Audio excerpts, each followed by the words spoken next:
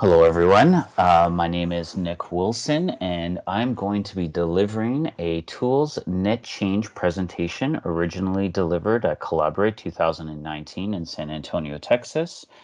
And the session's topic was Tools Net Change between 9.2.2.4 to the latest 9.2.3.3. The agenda for today is as follows. We're going to review the Tools Foundation and the 64-bit enhancements. From there, we're going to review the orchestrations and the updates to the Orchestration Studio and the development options. We're going to look at the UDOs and some of the features from within there. And finally, we're going to do a comprehensive demo, where we're going to look at the CSV files, form extensions, and the orchestration monitor. So to start, what is ERP-One all about? These are the core values or the guiding principles that we have today that we try to apply for all of our customers.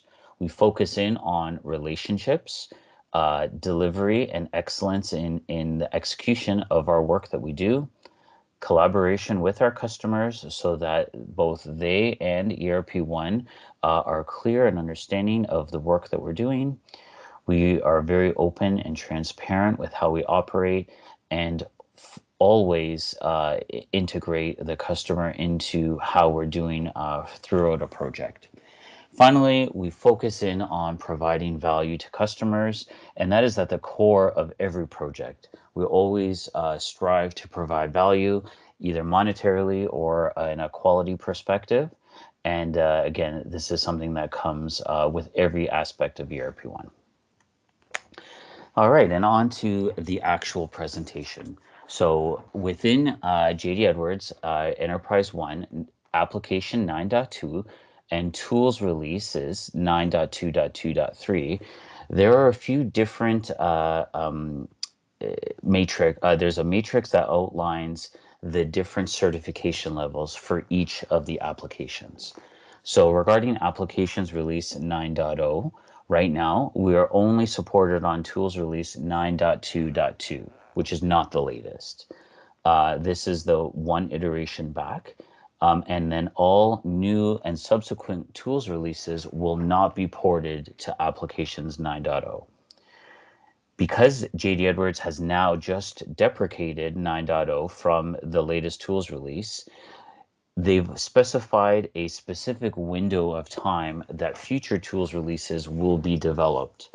So in that scenario, applications 9.0 will only receive updates to tools 9.2.2 until December of this year and of 2019. And then no more tools releases for 9.2.2 will be released. And whatever fix level at that time, around December, will be the last one available. Regarding apps 9.1, it does support tools release 9.2.3, which is a good sign, but JD Edwards is not going to support 9.1 with the 64-bit version of JD Edwards. So that is another major release that has been available since November of this year, which was that JD Edwards does also support a plan or migration plan to 64-bit. So only users that are on application release 9.2 and tools release 9.2.3 can consume that latest release. Speaking of 64-bit, we're going to take a few slides to review that now. So within the 64-bit architecture, really JD Edwards has been built around 64-bit for quite some time. JD Edwards at its core does rely on many middleware and third-party pieces of software, such as web servers in the format of WebLogic and WebSphere, Java, Oracle database, SQL databases, and obviously the operating systems that they're installed on. Again, for quite some time, all of those third-party and middleware pieces have already been upgraded and migrated to 64-bit, and JD Edwards has been certified already. So that's not been changed. But what is new with the 64-bit is development of the core JDE toolset. And by that, I mean the enterprise server, the development clients, the deployment server, and I have in brackets sort of, which we'll outline shortly, and the actual code itself. Those four items have been ported and upgraded from 32-bit to 64-bit and are available for customers to deploy onto their systems. So in terms of an overview, how has Oracle done this? Well, the first part is that they've enhanced the files to the database to support both 32-bit and 64-bit artifacts. So now when ESUs are delivered or a customer develops code in the JDE toolset, when that user checks in the objects or downloads ESUs from Change Assistant, the content or the XML specs that get converted to the database in both the 32-bit and 64-bit ways of operating. This is a benefit of the files to the database system and allows the customer flexibility when building packages. They can build both 32-bit and 64-bit. As I mentioned, the 64-bit or the deployment server is sort of been upgraded in that it at its core is still 32-bit. When you install the deployment server, the code that's running in the runtime itself, when you run OneWorld or Active Console, it's a 32-bit program. But it can compile 64-bit pieces of code. And so what that lets us do for now is have the deployment server building development clients that are 64-bit.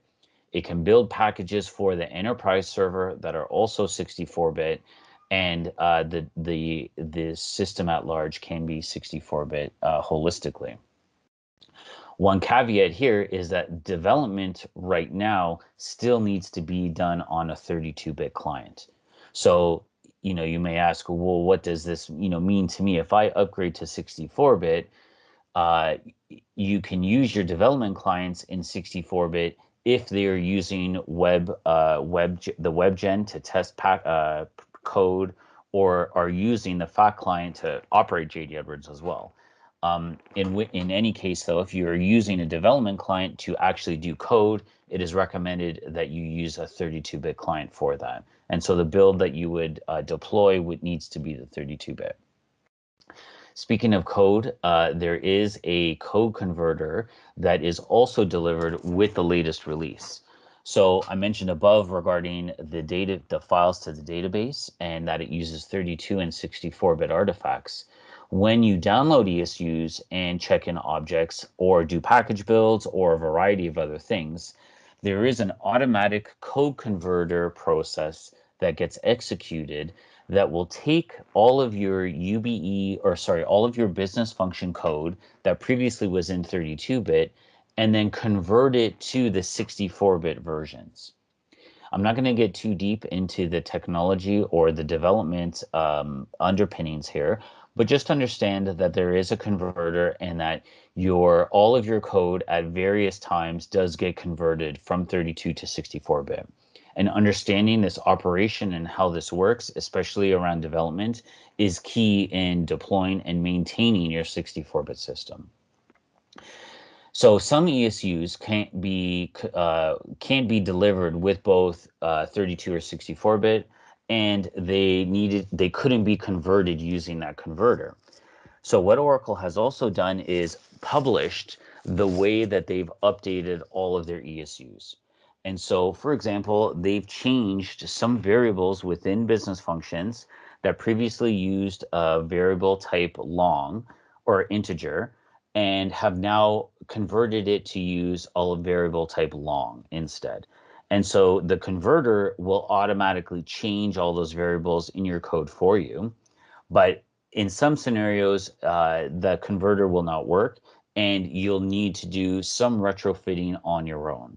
So a word of not caution, but a suggestion to customers and clients both is that when you're migrating to 64-bit, it is imperative to review this white paper and to see if your development falls under that category. All right, and on to deployment. What a common foundation that we need to, or a common understanding of what we need to, of how we deploy 32 and 64-bit systems comes in the form of multi-foundation. So multi-foundation has been around since the beginnings of J.D. Edwards, and you can implement multi-foundation on your systems now. And by multi-foundation, all that means is that you've got a tools release that's running on the deployment server and on the enterprise server that's separate to another instance that's running on those same servers. So in this scenario here, when we build and deploy the 32-bit or a 64-bit version of JD Edwards, we would first deploy that to potentially our DV environment. And so in that scenario, we would have a DV environment running on the 32-bit foundation. We would also then have a 64-bit foundation on the same or similar tools release, potentially running 64-bit and on the DV environment. The package build process allows us to build and deploy both a 32-bit and a 64-bit version to the same environment so that we can use multi-foundation as a pure test bed and scenario for deploying and testing our code and then migrating up to higher environments. Okay, so now that the 64-bit overview is completed, we're now going to concentrate on orchestrations and subsequent UDOs that have been uplifted. The bulk of the changes that have been deployed between tools 9224 and 9233 focus in on this area, and Oracle is spending a large amount of resources pumping out new feature functionality. This is to satisfy the need that customers are asking for around an autonomous ERP, around creating simplified processes that are utilizing existing JD code, and the need to reduce classic development so that a continuous delivery model can be implemented without the need of retrofitting. Everything that we do in orchestration satisfies all of those requirements and needs, and these features are building towards that overall end goal. So one of the first features, or one of the features that is unlocking this, is a new business function called B98Orc. And this business function that is released in 923 officially, which is November of this year, allows business functions to call an orchestration from the event rules. And so this allows customers that really are adopting orchestrations but want to streamline them into existing processes, the ability to do that now. So for example, if you have a JD process that's 3 or 4 steps long that all happens within JD Edwards, this business function allows you to insert an orchestration in between those steps and have it either be a step that the user can execute on screen or a step that can happen seamlessly behind the scenes. So as I mentioned, it can be invoked from either RDA, so through a report, a form, when you're modifying a table, and executing or linking business functions. You can utilize this B98Orc, and the data structure is the way that you can pass variables back and forth. I've taken a screenshot of the data structure here, which you can see here, and it's fairly basic in that it has 20 inputs and outputs. And these inputs and outputs are where we would put in variables for the orchestrations itself. And so that's how we end up calling the orchestration. We invoke it in the first couple lines. We invoke the server and the orchestration name. And then the subsequent lines are all of the variables that can come from within JD Edwards and are accessible through classic JDE means. The next great feature around orchestrations is error handling. And this allows orchestration, so steps through the orchestration studio can now be taken to insert an error trapping mode. And this allows you to run a step within an orchestration, and if it fails for whatever reason, you can define an error text to be returned to the, the calling application. So for example, if you have an orchestration that's 5 or 6 steps long and step number 3 fails, you can create an error text that says step 3 fails.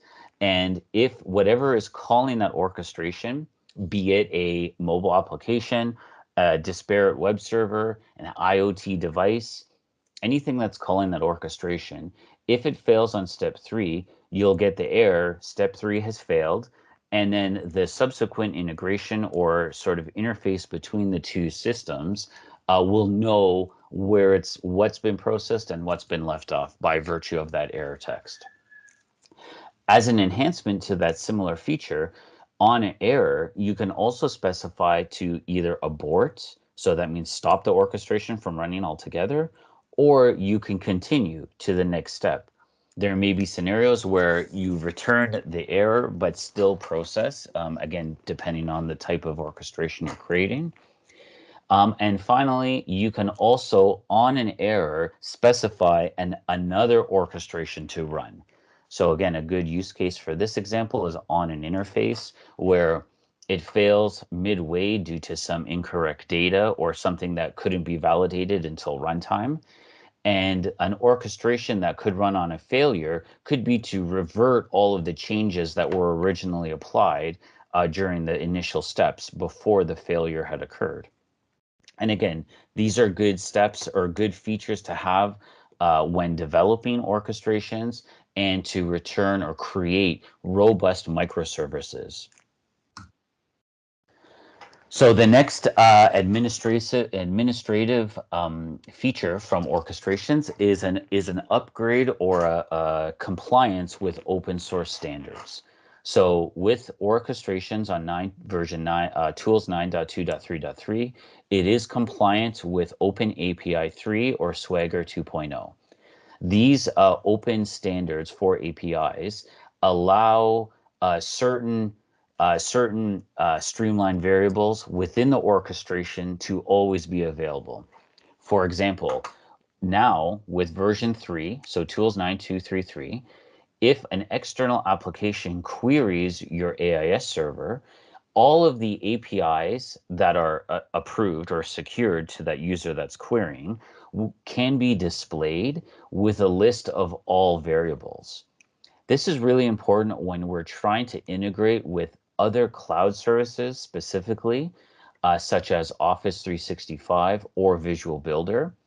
And Visual Builder is a tool set from Oracle that allows you to create mobile applications on screen and using these type of APIs. And so in that scenario, if you're building a mobile application or any application in this cloud service, you could point it to your AIS server to query all of your microservice APIs that are available, and it will pull in that information. And as you're developing your application, you can just drag and drop each of those microservices that you created using the studio onto the screen and to be consumed.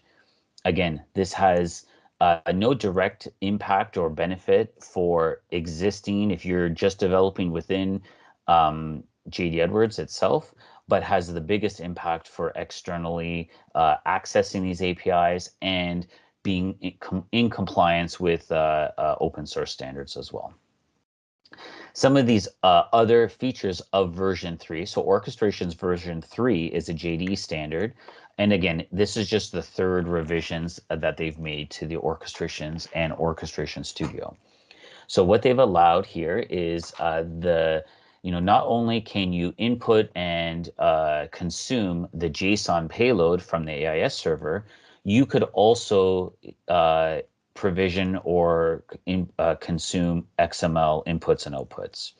And again, if you wanted to utilize this, you certainly can now, where previously that wasn't the case. With version 3, you can also enable a preview on the orchestration client. So again, this allows for a little bit of a more user-friendly approach to development on the studio. And then finally, there's a standard date data within every orchestration. So there's a timestamp where previously you had to put in a timestamp if you wanted that data there. The next set of features are amalgamated throughout the latest tools release and all surround messages within notifications. So now the messages section of a notification has been substantially beefed up. And previously, you were only able to enter in an application link to a message. So within a notification, you could, if it was triggered, you could put some text in a subject body and you could put a link to a JDE application and then some form style interconnects. Now you're able to create links within a message that not only link to E1 applications, but you can also link to external URLs. And so this is very useful if you want to use geocoding with Google Maps or something to that effect, where you had a location or an address within E1, you could then take that information and create a link to an external service like Google Maps and put that in your notification message as well. You can also input orchestrations as a message as well. So, you can think of that as an approval message that a user receives from a notification that says, the contents of the expense report can be displayed on screen, which is not new. You could have always done that before through variables, but you can ask them a question like expense report equals or has these 4 or 5 lines in it. Would you like to approve? Yes or no? And if they click on yes, it would fire an orchestration that would then approve the expense that was triggered, that triggered the notification in the first place. This addition of creating orchestrations as links really now opens up the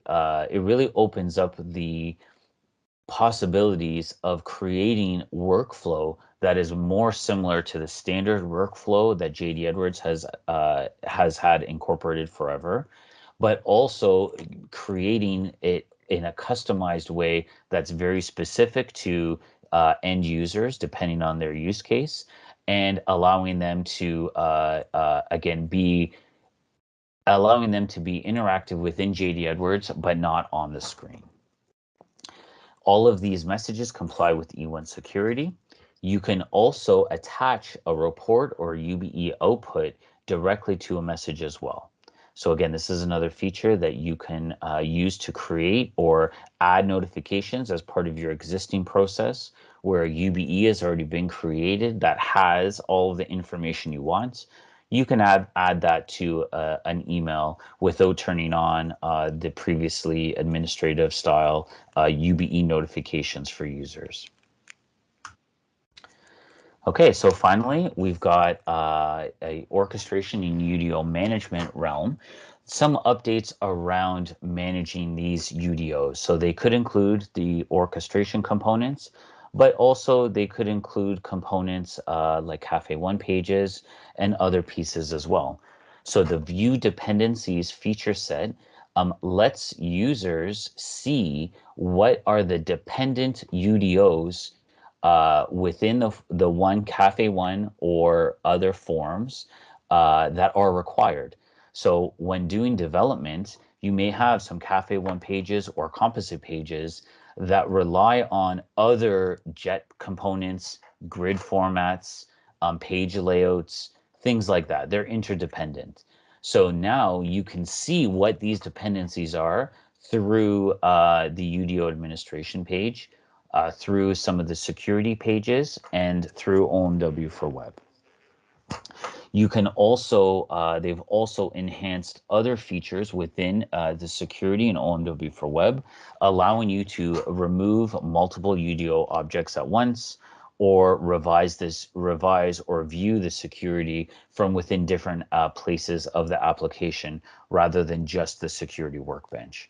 These are all usability features that will just make your administrator's life easier to do.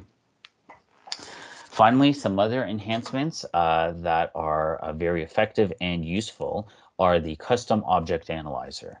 So this UBE, which is delivered with a latest ESU, but is backwards compatible for other releases, allows you to track modifications to your objects, and it does some analysis on the spec code within central objects.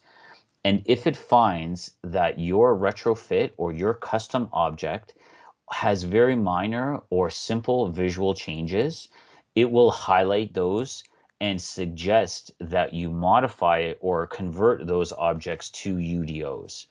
And again, this is allowing or promoting customers to remove their customizations and get back to vanilla.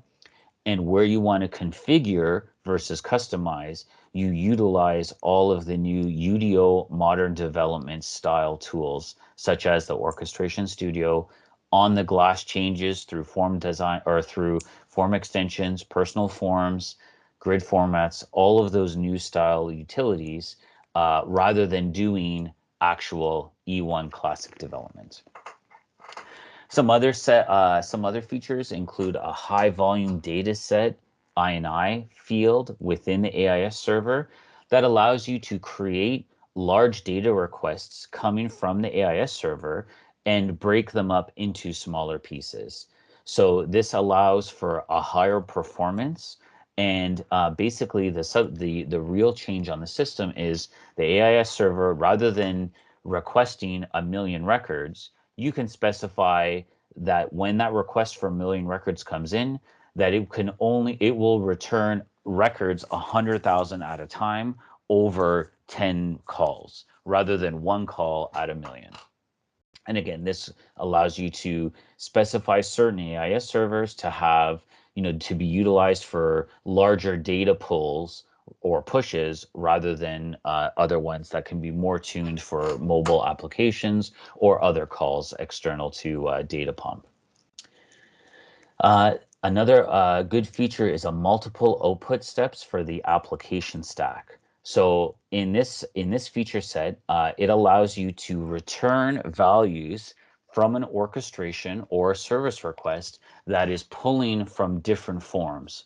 So for example, if you have a service request that is opening up, 5 or 6 different forms and then pulls data from a table and then launches a UBE, within each of those steps of the service request or form requests, you can return data in each step, where previously you could only return data from the last step of the process. So again, this allows us to create longer orchestrations that can be more robust and specific to the business need, and returning data from different points along that process there. Finally, you can define variables within orchestrations itself. So that concludes my slideshow from this point on, and I want to now review or go over a demo where we will review the Orchestration Studio in the form of CSV files as inputs. We will go over the new form extensions, and then we will look at the My Work List application, which shows the orchestration monitor. So we're going to start at the Orchestration Studio for now, and bear with me while I log in here.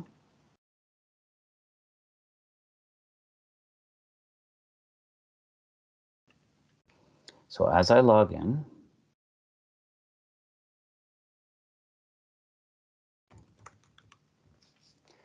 I want to show or review how we can consume a CSV file from an FTP server and then iterate it over an orchestration.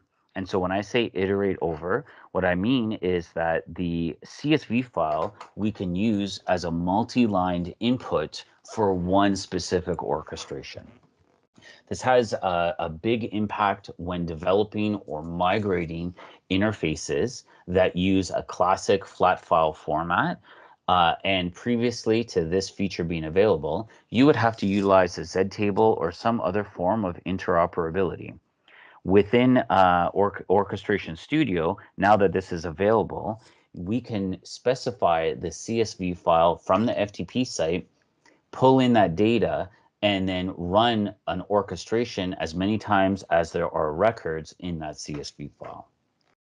So let's get right to it. In order to create a FTP site to connect and pull a CSV file from, we need to go into the Tools and Connections area. From within here, we create a new connection called FTP, and then we set it up with these parameters here. So we can see that the type here is called FTP file transfer, and we specify a name and a description, as well as a JDE user role and environment for it to run on. The connection details are described below here, and again are very basic, where we put in the IP and the host and the username and password to connect to the FTP server itself. We can also specify to use secure FTP as well if we want to enable enhanced security. Once this is set up, we can then create connectors as a service request that will utilize this connection. And I've created one such, which we will overview right now. So as a overview here, I've created an orchestration here called Create Roles from CSV, which is highlighted here. This orchestration will take data from a CSV file that's stored on an FTP server, parse that data, and then create JDE roles from that user data. This is a real use case from a customer who was upgrading to 9.2 and wanted to revamp their security, and were working with Excel files external to the system. Once they were done with creating the structure of the roles, we then populated the roles within F0092 using this orchestration. I'm going to click on Edit Orchestration here so that we can dive into the process a little bit. Bear with me while it opens. So we can see from the type section here on our Orchestration Studio steps that we've got two types. So the first one is a connector request, and I'm going to edit where we can drill in on this one further. So import from Excel is our connector that we utilized. And we can see from here, we would select our connection that we just previously created. So that's step number one. We specify that it is of a type file and that we're going to receive that file. We are also going to import the CSV as an array, which is a critical checkbox that we need to make sure is there. And I've also specified CSV has headers. From there, we specify the delimiter, which is comma, and the source file name. So what's the file name within the FTP itself? Finally, we have the option here to remove the source file once it's processed. If, for example, this doesn't process or half processes successfully, or there's an error with it, this source file will still be removed as well. So proper testing will have to be executed in order to fully understand the requirements of keeping the file or removing it from the FTP location. On the detailed level regarding variables, we set up this data set variable name. This is the second most important piece here after we import the CSV file as an array. We give this array a variable name here, which we then reference later on in our orchestrations. So this is our variable name called role name description. And on the right-hand side, we have a table here which outlines basically the structure of our CSV file. So our file here only has two columns, name and description. And then we've created the variable name here called var name and var description. What we'll do with this later on is utilize the variables here through the array to add rows or add roles by row number or by row of the CSV file. So let's go take a look at that now. So that was step number one in our orchestration, was to set up the CSV file, create the variable, and then the next part here is our form request to create or add a role. So before I drill into this one here, on the right-hand side, I'll have you note that there is this iterate over section, which we then need to specify our variable name for the CSV file. So that's the first part here. Secondly, our service request requires a couple of variables or inputs. And so the first one is a user input. Second one is description input. Funny enough, those are the same variables that we've outlined in the first step of the connector. And so the variable names I've selected here, and you can see that it is easy to tell that they're part of the array because the array name is displayed first, and then it puts a dot and then the variable name. So we know that this is coming from our CSV file and that it will utilize this input for the user and this input for the description from here as well. I'm going to click edit in this scenario so that we can look at the actual what this form request is doing and where we will utilize these variables here. So I've shrunken down the description here of our steps. So the first step, just for an overview, our first step is to work with the user role and profiles here. So in this scenario, our user is opening up P0092, which is user roles and profiles, and then is clicking on essentially find or add. So they're not setting the QB line, and you can see step number 2 is they're going to do action add. The second step here in our service request is to add the input or add the descriptions for the role. So when we click on the add button in the user role profile screen, it requires us to enter in a username and a description. By default, those are the only pieces required. From there, we pass through our variables. So this variable on our service request, we called user input and description input. And on the orchestration side, we mapped these two variables to our CSV array so that for every row in the CSV file, it will enter in the username and the description and then press OK, which is the last step of this service request. From there, our roles will be added. So without further ado, I will demonstrate this for us here. So give me one moment. This I've remoted into our deployment server, which we do have our FTP server set up as well. This folder here is a link directly to our FTP server, and this file is our flat file. So what I want to do here is to create two new roles called ERP-2 and ERP-3, and I've given them a description as well. I'm going to click on save, and then I'm going to copy this file into our FTP location, and then I'm going to run the orchestration. So, to do that, we will first go into JD Edwards so that I will show you we've got nothing funny happening and that I haven't pre-populated those fields.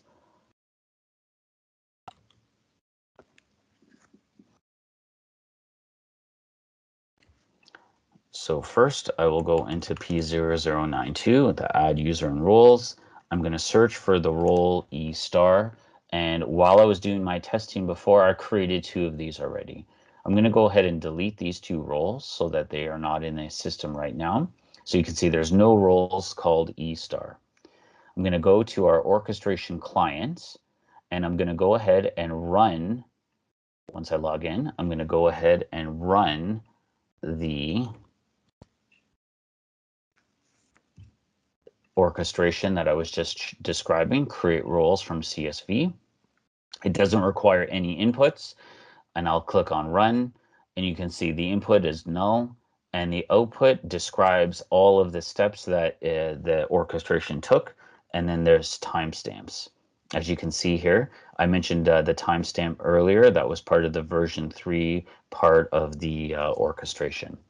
Let's go back into our work with roles, and you can see that I've got 2 new roles here, ERP-2 and ERP-3, and that they're created with all of the defaults that are part of the system here as well too. And again, we only needed to put in the role name and the description. All of these other defaults here, which are again null or blank, come in from the application itself. So part of the benefit of using orchestrations is that it is like a user applying or working the app themselves. And so we just mimicked that user creating these roles. So that's the first feature there, the CSV file. Second feature I want to outline is the form extensions and the enhancements to form extensions. So to do that, I'm going to click on the Form Extensions Manager on the same P0092 screen. And the first feature I want to outline is the columns that I can add to the header and the grid of this field. Previously, we were only able to add in columns that were on the business view, but now Oracle has enhanced that feature set to include all columns that are in the table itself. So this business view, V0092, is based solely on F0092. And so all of the fields that are on here, you can see, are now available, where previously only the fields that were on the business view were available. So we've got many more to choose from now. So that's the first enhancement, which is very useful depending on your use case. The second and now more exciting features is the ability to add a button, essentially an event rule, to the form on the glass without any need for development. So we can see we have this new button here called Add Button. We're going to click on Add, and we can see that we now have a button available to us to drag around on the screen and utilize here. And we can, just like the other features with form personalizations, we can create a new flag or a new name for the button, move it around, all of that good stuff. So you might ask, what is the purpose of creating a button here, right? It's just an event rule. We've added it in. What can you do with this button? So the answer to that is the third enhancement, which is the ability to associate or fire off an orchestration from any control or event rule on the form itself, including the recently created button that we just created. So the features or the use cases for this are very wide and many of them, and allows you or business developers or system administrators or your modern developers, sorry, the ability to create a orchestration, add it to a control on a form, and have the user execute that orchestration or that customization without the need for FDA, package builds, or any of the classic style of development that you previously would have needed to use for that. So like the previous example, I think it's best to show as a demo. So in order to associate an orchestration to any control or event on the screen, we would click on Associate Orchestrations, and then a modal pop-up shows here. We then select the control. So like the process recorder, we can select on the screen what we want to do here. So in this scenario, I want to associate the orchestration with the event of this button, and I want to do it when the button is clicked. If we wanted to, we could associate the control with the OK button or the select button, the find button, close, or even delete, if the delete button. A lot of this has to trigger off of an action that the end user is performing on screen. So something that doesn't need to be scheduled, but only happens after, say, one or two or three other processes have completed. The user has the ability to control orchestrations without the need to call them or create some middleware or anything like that. So we're going to go back and we're going to create an execution and associate this orchestration with our newly created button called input. And when the button is clicked, we're going to fire off the orchestration. So the second piece is to actually select the orchestrations. So we can select from any that we have in our list that are shared or personal. So in this scenario, I'm going to reuse my roles CSV1. I'm going to click on next. If your orchestration has inputs, you can also map an input on the screen from the grid. So again, if your orchestration requires an address book number, a work order number, a status field, you can pass that field or that value to your orchestration and have it process again based on the screen, which is very useful. Finally, on execution, you can select either execute before the event or after the event. And again, because this is a button, and how this is working now, it doesn't matter which we choose here. So we're going to leave it on before, and we'll click on save. So now we can see we have our saved orchestration. It is based on the import button when it's clicked. We could now associate another orchestration on the same screen. We can associate as many, probably not as many as we want, but a high number of orchestrations so that the user can work off of one screen and have it be even more of a power form if they wanted to. So once that's all done and saved, I'm going to press save here. And I'm going to go back to my FTP site. And I'm going to rename these files. So I'm going to create ERP-5, 4, and 5. And now I'll save. I'll copy or I'll paste this into here. Make sure that it's got my updates, ERP-4 and ERP-35. I'll go back to my screen, and now I can execute this orchestration directly from the screen here. So I'll press find. I'll click on import. The orchestration will run, and then I now have my 2 additional users that were imported based on my import button and orchestration here. So again, this use case will work for other interfaces if you have any, but the what you can utilize and connect these orchestrations for is very, like I mentioned, wide ranging, and the sky's the limit with what you can do here.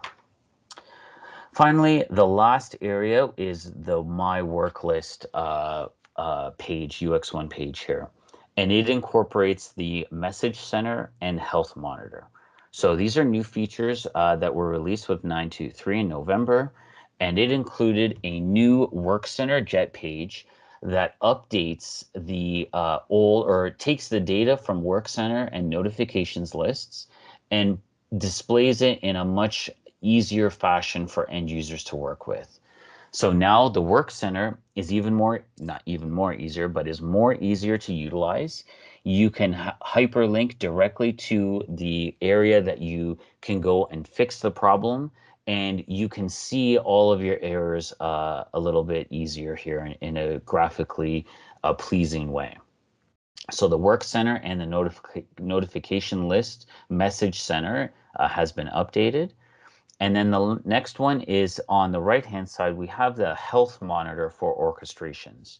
This Jet component or widget, they're called, takes the data from the Orchestration Studio, which is now saved in a JD database, and displays it on the screen so that we can see how some of these orchestrations are running. As administrators, we can check for errors, right? If we see red, we can look to see why there was a problem. These orchestrations may be interfaces, they may be running on a schedule, they may be run on demand. And we want to see and track how they're performing and if there's any issues with them. So this widget we can drill down on, and we can specify just one orchestration itself. And in this scenario, I've chosen my CSV one. And we can see, the last successful times that it's run. I let it error a couple times, or one time in the last 10 now, so that we can see a red error, and it shows all of this data on the screen here. We can further drill down and look at further detailed information about how fast they've run, some performance and failures on here as well. So from an administration standpoint, there's a lot to look at here and analyze to keep your operational orchestrations running at top notch. The second tab on here, which is the exceptions tab, pulls from a list of data on the system and shows exceptions within the system, so failures. It then will list the failures and potential errors within the failure, as well as when it ran last successfully. In my scenario here, this server got reset and our data is not showing here, but you can change the format with how it looks in terms of graphs or bar charts or things like that.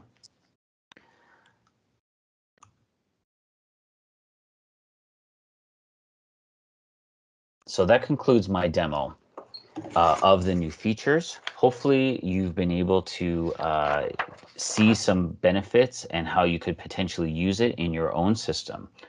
One of the biggest challenges we see is helping translate all of these new features into real and tangible business benefits that your decision makers see as beneficial to moving the organization forward towards its business goals.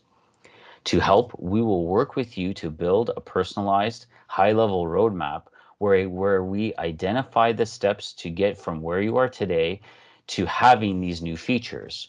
So this would be a roadmap of how we can get you from where you are now to utilizing these great new features.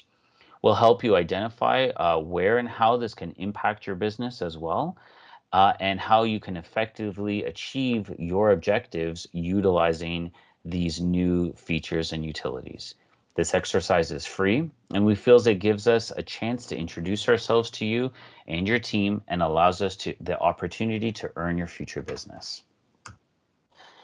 At a high level, this is what ERP-One is all about. We're about supporting your unique vision and your people by tapping into the power and flexibility of your current system. Thank you very much for listening to this presentation, and we hope to hear from you soon.